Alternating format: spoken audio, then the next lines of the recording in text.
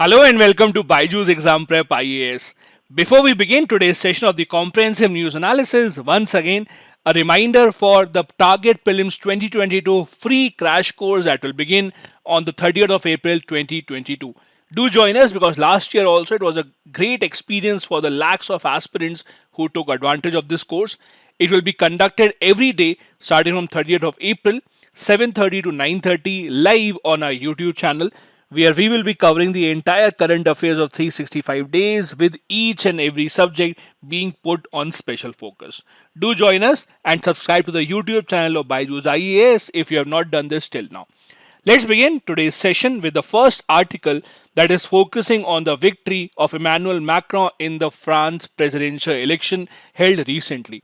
Now, in very simple terms, if you would have read in the news, Emmanuel Macron became just the third French president to be given a second term. He won comfortably against his opponent, that was Miss Marine Le Pen. Now, the interesting part is, if you would have seen about 6 to 8 months back, there was a lot of difference between Emmanuel Macron and his opponent, Miss Marine Le Pen. But by the time that the election came close, the fight between them also became very close, and because of which the entire European continent was very nervous. Now, why is that? That is mainly because of the personality of his opponent, that is Miss Marine Le Pen. Miss Marine Le Pen is a right-wing conservative politician who is famous for making a lot of controversial statements. Also, she has openly been a great supporter of Vladimir Putin. In fact, when the elections were approaching, she promised that she would ban the hijab in the entire country. Also, she said that she would bring a constitutional amendment to distinguish between the native French people who are born in France and others, so that the people who are born in France get preference when education, housing, and other social benefits are concerned. Not just this, she had been openly supportive of Russia in the ongoing Russia-Ukraine crisis. And that is why not just France but the entire European continent and other leaders of the European nations were worried about this election result. And all of them have now seemed to be relieved because of the return of Emmanuel Macron as the French president for a second term. Now, as I said earlier, the fight was much closer than expected earlier. That was also because the French president was more focused on the ongoing Russia-Ukraine crisis, having continuous talks on both the sides, leading meetings, even going to Russia to meet Vladimir Putin, and he was not really focused on his own election campaign. But by the time that he realized that the elections are much too close for his comfort, he came back and he started campaigning in the last couple of months, which gave him the victory. Now, although he has managed to win the election the second time, there are still warning signs with respect to how many votes did Marine Le Pen, with her conservative right-wing approach, manage to get. She won more than 41% votes in France. That indicates towards a polarized French society right now.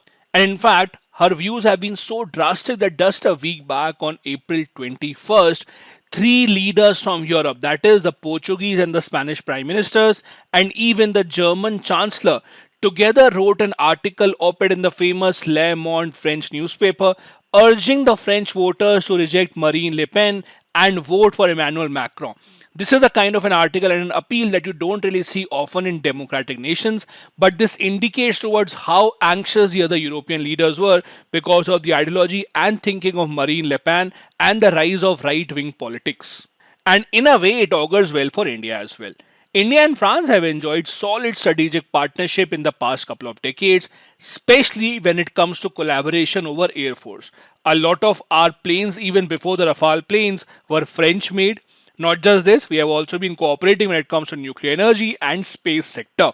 India and France also collaborated to launch the International Solar Alliance. So all in all, we have had very warm relations with France in the past few years, and they would continue with the guard remaining the same in the form of Emmanuel Macron.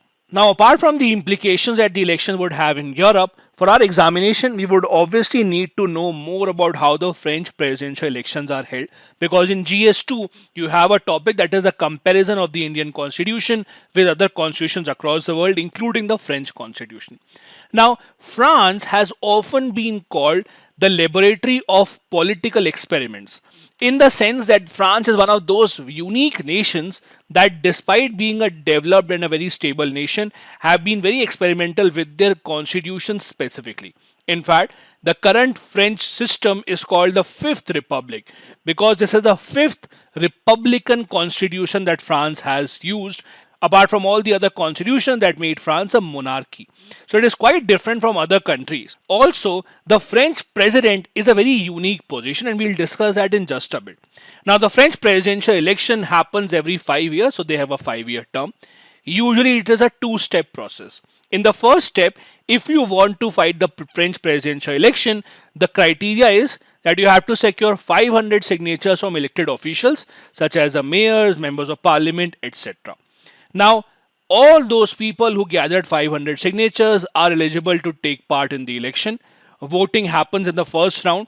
In the first round, if any of the candidates secures 50% plus one vote, that is, if any of the candidates secure an absolute majority, then the election is over and the winner is declared.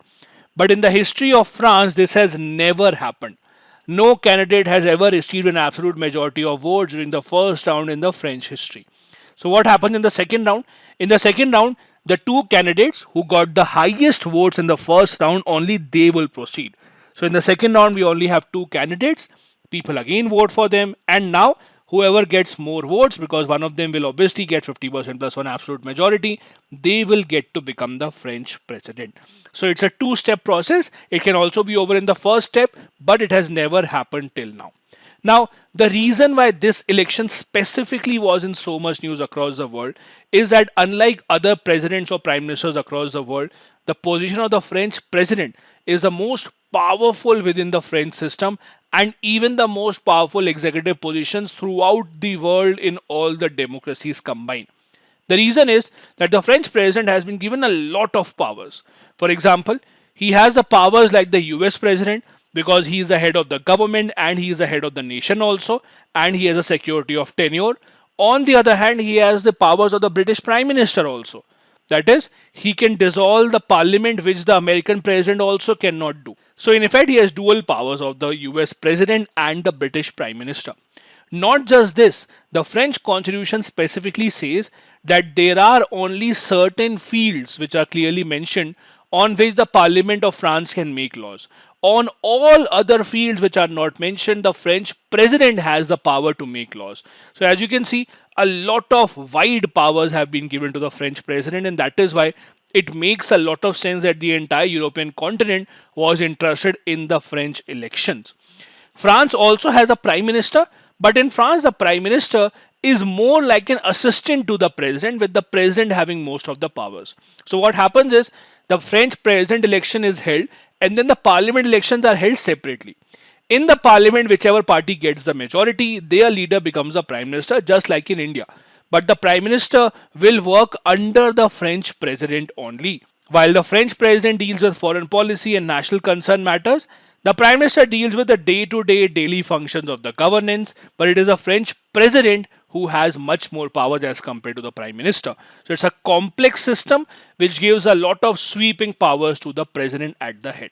The next article that we have here talks about a scheme that was really talked about when it was introduced first, but unfortunately in the past couple of years, everyone has seemed to have forgotten about this particular scheme, that is Mission Antyodaya.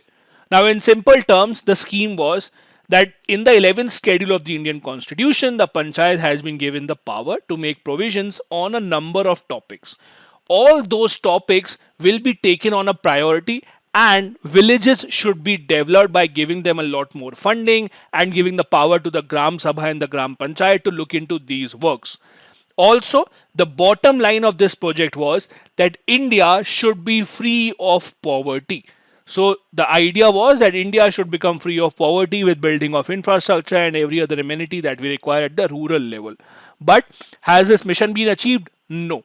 That is why not a lot of people are talking about it, and the author is saying that it is time to bring back this Mission Antyodaya, put the spotlight on this mission and not forget about it, because the idea and the objectives were very good. He says that several measures have been taken in the past also to ensure decentralization in India.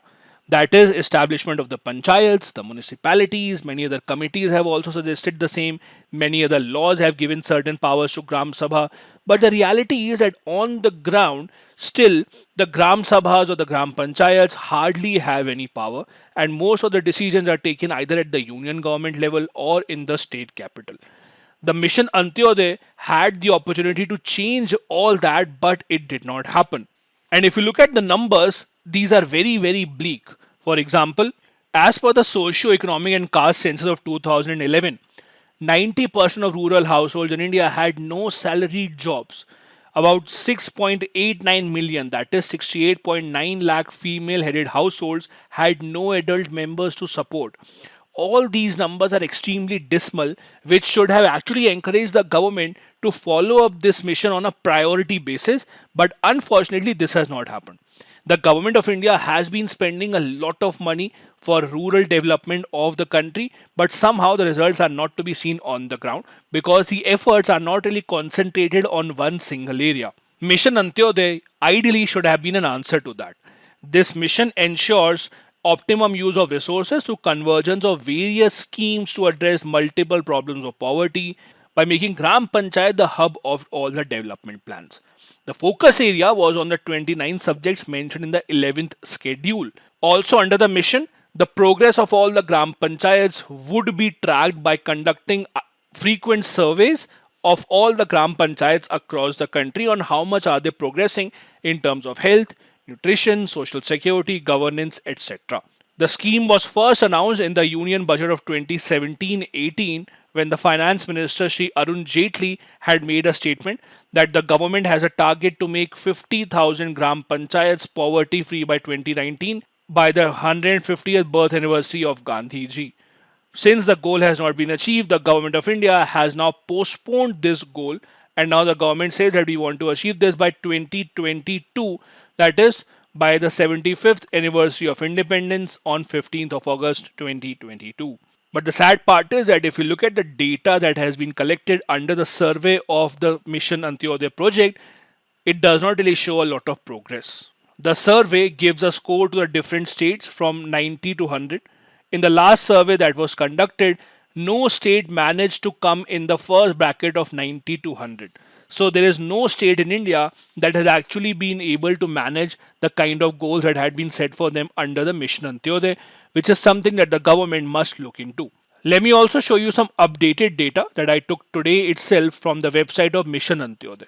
Now this is the data that shows about how much scores have been given to different Gram Panchayats. If you see, there are no Gram Panchayats that got a score from 80 to 100. Only 1.1% of Gram Panchayats across the country managed to get a score between 71 to 80. In terms of state, it is only Kerala and Gujarat that have been slightly satisfactory to a certain extent, but still there's a lot that remains to be desired in this particular project. This mission of having a poverty-free India by 2022 seems very, very far right now. Let me also share with you the updated scores of all the states in India. As expected, Kerala is leading the states, but even in terms of Kerala, if you actually see the scores, these are not very satisfactory. Kerala is followed by Gujarat, Puducherry, Dadra Nagar Haveli, Daman and Diu, then there's Tamil Nadu, Goa, etc. And as you look towards the bottom, we have states such as UP, Rajasthan, Himachal Pradesh, Jammu Kashmir, and Bihar, which don't even have a score of 40 marks out of 100. That is why the article here is saying that the government should go back to the objective of Mission Antyodaya and not forget about it. Just to remind you, from the end of the government, these were the stated objectives of Mission Antyodaya when it was first announced. The first objective was to ensure effective use of resources through convergence of various government schemes, with Gram Panchayats being the basic unit of planning. Second objective was to work in a focused micro plan for ensuring sustainable livelihood for every deprived household. Then conducted annual surveys for measurable outcomes, supporting the process of participatory planning for Gram Panchayat development plan, and also encouraging partnership with network of professionals, institutions, enterprises, etc. These were the official objectives given on the website of Mission Antyodaya by the Government of India itself. The next article is written by Tony Abbott, who is a former Prime Minister of Australia. In this article, he talks about how India is not an emerging superpower anymore. Rather, India has already emerged as a superpower. And now we should take our place in the world and ensure that we have a concrete say in all the matters that are going on around the world, be it the Russia Ukraine crisis, be it the emergence of China as a threat in the Indian and the Pacific Ocean. India should not take a back seat. He is saying that all the signs in India are very positive. India right now boasts of a vibrant free market. We have a booming tech sector. We have an honest judiciary. We even have a government that is rapidly increasing India's infrastructure. That means India right now ticks all the right boxes, and now is the time for India to take its place at the international stage. According to him, India must understand that by not having a view on important international matters, be it the Russia Ukraine crisis or the rise of China, India is only doing harm to its own good. We have to understand that in the ongoing crisis, Ukraine did not provoke Russia, and neither did Taiwan and other smaller countries to China. But still, we see aggression being shown by nations such as Russia and China. And if nations such as India, which aspire to be superpower, don't take a stand, then how can we expect any other smaller country to take a stand on these matters? Australia, on the other hand, he says, has always stood with India against Chinese aggression.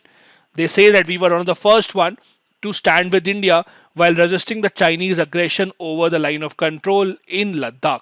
The other point that he's making is that now that India and Australia have signed the free trade agreement, India now should focus on ensuring that most of its business now comes out of China and goes to other nations such as Australia. He says that Indian Cabinet Minister Mr. Piyush Goyal rightly said that the aim of doubling the India-Australia trade within a decade was a very small aim, and we should aim for much higher because the potential of the two countries in coming together for trade and services is much higher, especially if we try and regard Australia as an alternative to China. Australia, on the other hand, will do the same with India. It will try and give most of the business to India as it was giving to China earlier. The one thing that you might have noticed is that in the past couple of years, relationship between China and Australia have degraded rather drastically. In fact, so much so that in 2020, China officially gave a list of 14 demands to Australia and asked them to accept it. Now, understand this, Australia is not a small country. It's not a poor country. It's a developed nation with a lot of resources, with a lot of power. To such a country, when another country like China sends an open letter, a threat of a kind of 14 demands that they should accept, it does not really go down well with their own prestige and their own pride. And since then, the relationship between the two nations has just degraded. The latest one being the Chinese security pact with the Solomon Islands, which are just not to Australia, which Australia does not really appreciate. Now, just to refresh your memory, these were the demands that China had made to Australia. For example, the first demand was that foreign investment decisions, that is, Chinese investment coming into Australia, should be accepted and they should not be discriminated against. Secondly, China should not be viewed as a target country, and there is no evidence to prove that China is working against Australia. China also said that Australia's decision to ban companies such as Huawei from the 5G network is because the US has been pressuring Australia, and Australia should not have done this. They should allow the Chinese companies to enter into Australia. They in fact even threatened Australia, saying that how is it that Australia has become the first non-littoral country to make a statement on the South China Sea in the UN. It is none of their concern. So as you can see, the language that is used, because what I am showing you is the official document, the language that is used here is not a very friendly language. It's more of a threat and a demand that you have to accept this no matter what. And no proud sovereign country would ever accept that. And that is why Australia also has been very rapid in looking for alternatives towards forging new relationship in the Indian Ocean. Also, I have one more data point to share with you here. Yes, nations across the world, including Australia, US, have been urging India to take a stand against Russia in the ongoing crisis, but the reality is slightly different from India's point of view. We have already discussed how much India is dependent on Russian arms, Russian oil, and Russian coal now also. But just to give you an idea, in terms of numbers, Russia's biggest arms buyer is India when you look at the period from 2016 to 2020. almost one fourth of Russian weapons are brought by India.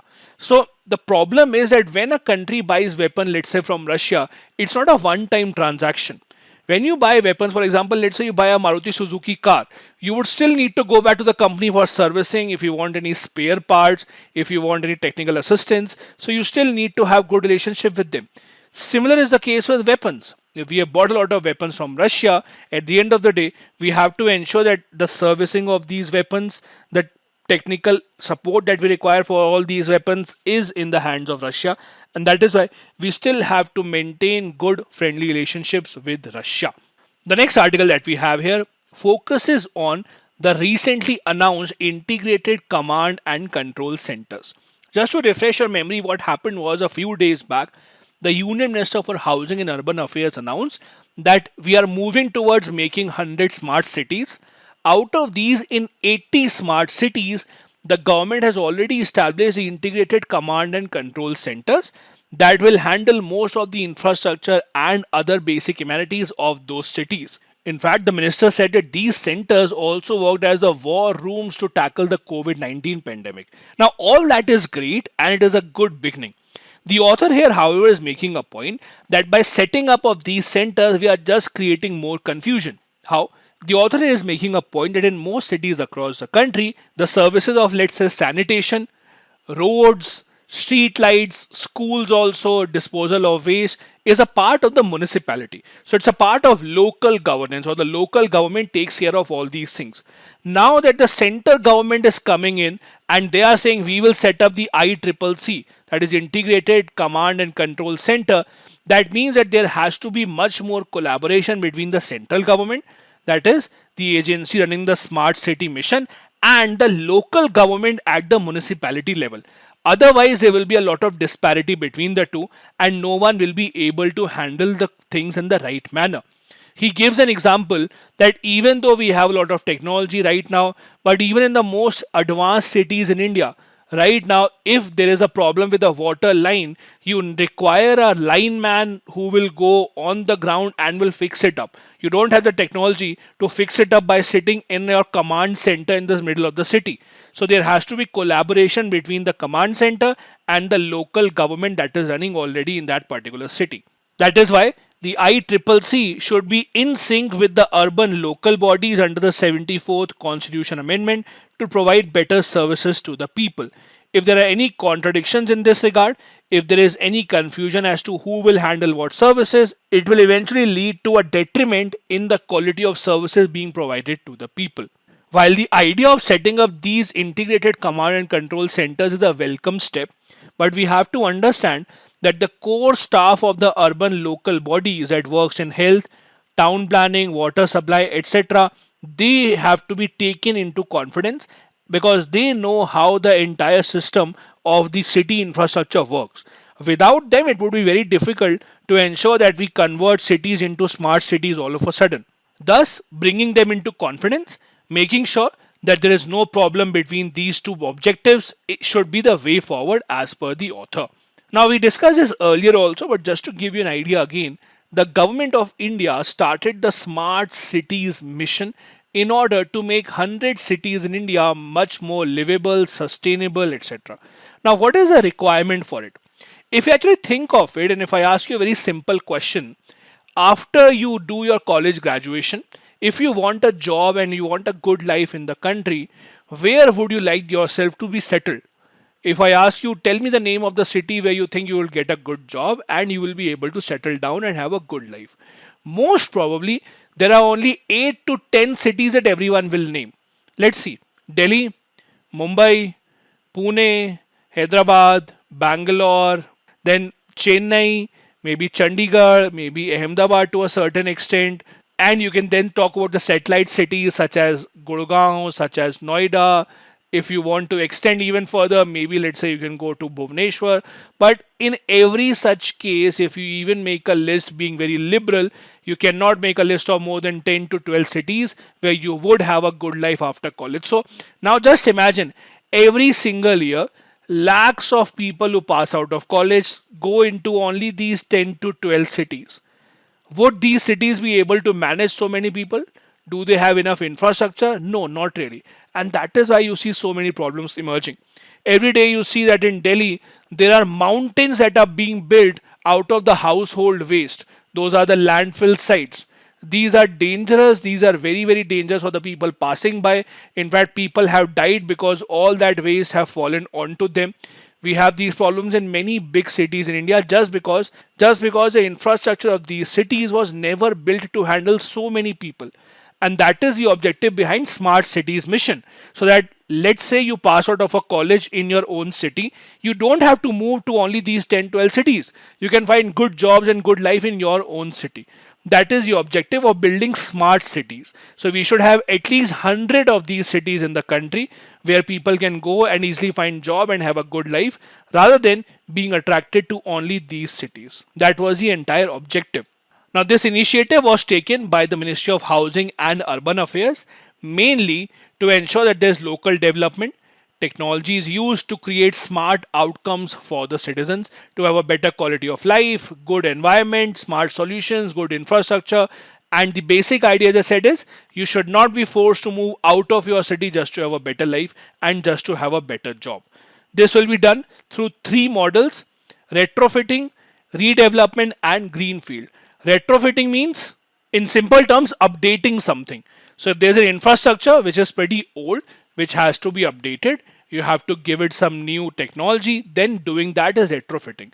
Redevelopment, again, focusing mainly on the infrastructure, making sure it is up to the mark now. And then greenfield means taking up new projects on areas which are vacant, which have not been developed earlier. Many of the schemes run by the government of India are complementary to it. For example, in the past few years, if you actually see under the UDAN scheme, a lot of tier 2 cities have been given their own airports. Cities which did not have airports earlier, now they have been given air connectivity. All that adds to the quality of life, because now rather than going by train or by bus or having to arrange some other kind of transport, you can now take a flight which can connect you to larger cities. All of that adds to the quality of living, which again ensures that the government can achieve its mission of the smart cities, of developing 100 smart cities with a duration of 5 years. Although we are running behind the deadline, but at least there is some progress being made in this regard as well. The next article here is on a very interesting topic, that is, Wimbledon recently announced that they would not allow Russian and Belarus players for the 2022 edition. Now, the reason behind this is not a hidden one, it's no surprise for anyone. After the Ukraine-Russia crisis, a lot of these announcements have been made where the Russian and the Belarus athletes have not been allowed to take part in a lot of events. Now, this is a very interesting kind of a scenario for multiple reasons, and I'll tell you why. In tennis, there is no single authority that takes such a decision. So what is unique is that in tennis, there are multiple organizations. Like the 4 major Grand Slams have different organizations. The ATP tournaments, the WTA for women, International Tennis Federation, all of them act independently. Even the players do not really have one single platform where they can represent themselves. So Wimbledon can take this decision on their own. US Open can decide on their own. Australian Open can, French Open can, etc. Now the problem is that this has invited different types of reactions from people across the world. One type of reaction is that yes, this is a good way forward. There are hundreds and thousands of innocent people in Ukraine that are being killed, and if you can't take any action against Vladimir Putin, the least that you can do is show your displeasure. On the other hand, the other point of view is that in these tournaments, such as Wimbledon, etc., the players are not representing their country. So it's not a team sport. Like if, let's say, Roger Federer wins the tournament, you say Roger Federer has won it. You don't say Switzerland has won the Wimbledon. For cricket, football, it's a different ball game altogether. In cricket, when the Indian team wins, you say that the Indian team has won. So it's a country's name that they are representing, which makes sense when you take a decision that India and Pakistan would not play cricket, because you don't want Pakistan to earn fame and money out of your players, and that is why you decide that. But for individual sports where the players are not representing their country, many people are of the view that this should not have been done because this is just harming the players. Also, the interesting part is that many of the top Russian players, for example, the world number 2, that is Medvedev, he actually spoke out against the war and he actually appealed for peace. So why are the players being punished even though most of them have taken a stand? This is what the two sides are arguing. Now, although the Wimbledon does not come under the British government, but it is expected that the decision taken by the Wimbledon authorities is also because of the British government and their point of view towards the ongoing Russia-Ukraine crisis. Now, as I said earlier, Daniil Medvedev, who is world number 2 right now, he made a statement that I appeal for peace and the war between Russia and Ukraine should not continue. Many people said that he is doing it because he knows that he would not be invited to other tournaments across the world now. But you should not doubt the intentions of a person without knowing why the person has said this. Also, as I said, there are views on both the sides. There are views supporting the decision and then there are views against this. ATP, which is a different authority as compared to Wimbledon, they have criticized banning of Russian and Belarus players because they don't think that it would impact the war or it would impact the decision of Vladimir Putin to go ahead with the attacks. Your decision should be taken only and only if it would have a real impact on the ground, and in this case, this would not happen. These are the important articles we wanted to discuss on the Hindu newspaper today. Now, a couple of practice questions. Number 1, list down the objectives of mission Antyodaya and assess the progress made by the mission since its launch. Second, elaborate the major areas of cooperation between India and Australia over the past 3 decades and the future potential of the bilateral ties. Both these questions have to be answered within 250 words each. Thank you so much for watching the video.